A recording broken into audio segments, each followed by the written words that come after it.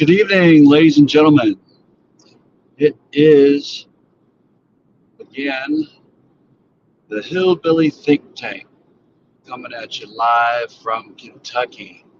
So, on my way home late at night, thinking about the grift. We've got a Grifter in Chief in the office.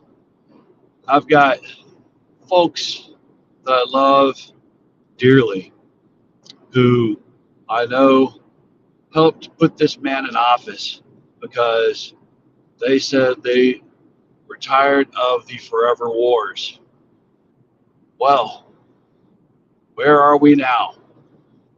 How is this Grifter in Chief keeping us safe from forever wars? We have war in our streets of America, and this is our government committing war against us. We are not safe from our own government. We are less safe than ever in the world order. The Grifter in Chief has trashed the rule of leadership of nations that was established after World War II. When it was established that no great country, no big country would take over small countries for their resources anymore. We would not do that. We would not set ourselves up again for a world war where one country would just go raid another for its resources. And yet, here we are. We're net exporting more oil than ever before from our own nation. And yet, here we are saying we're going to spend billions upon billions for years upon years to develop the infrastructure in Venezuela so that we can get their oil. This goes beyond the pale of grift seen before, and we've seen a lot of grift now between Bitcoin billionaires buying out the White House, billionaires paying for the $400 million addition to the White House that I doubt will ever even get finished, to 40 that is, if you didn't hear it clearly, billion dollars being given to Argentina, while at the same time importing their beef, while at the same time giving away our billion-dollar business when it comes to the soy business. We had billions on billions of dollars now lost to our farmers that they're not selling our soy to China. But the grift just keeps on going. Invading Greenland as a plan when we have had 17 bases there in the past, and we've closed down 16 of those 17. We could build more if we wanted to, or go reopen the ones we closed down. That's in our treaties with Denmark and Greenland and NATO. Built in, cooked in, we can do it anytime. Just go, all we have to do is do it.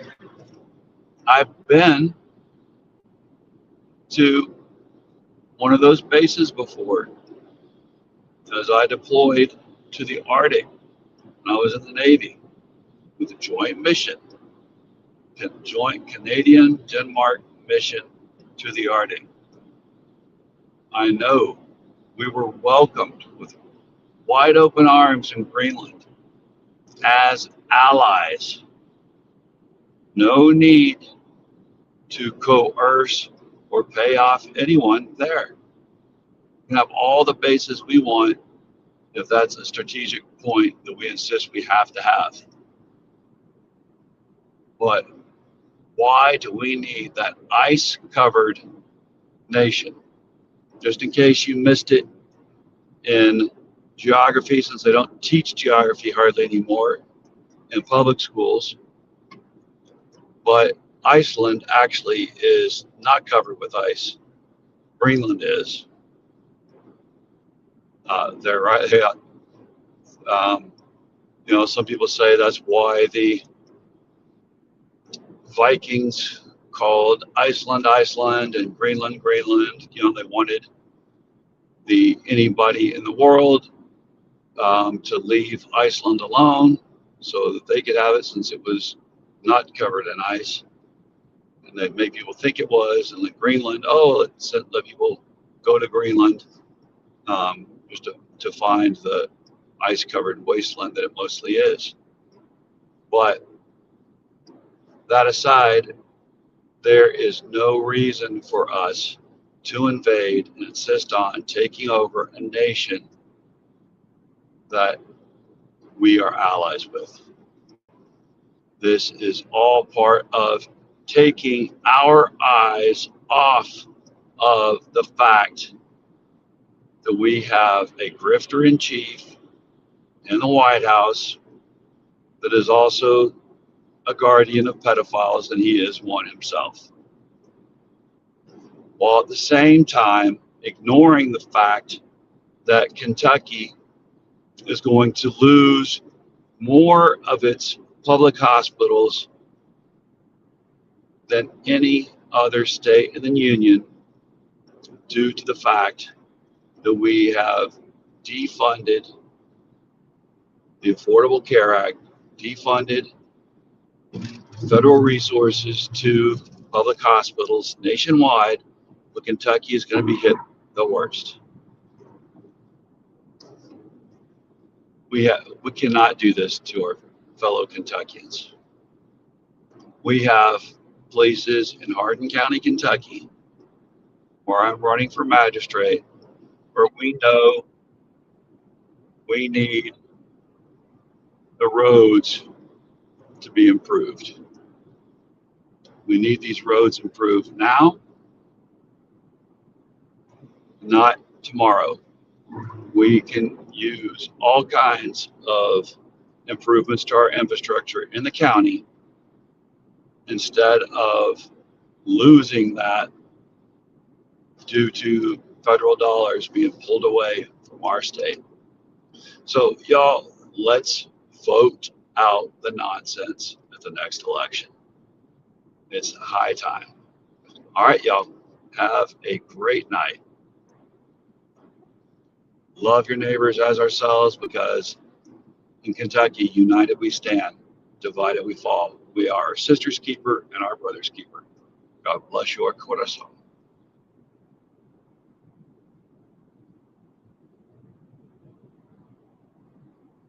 And hello to Patrick before I leave.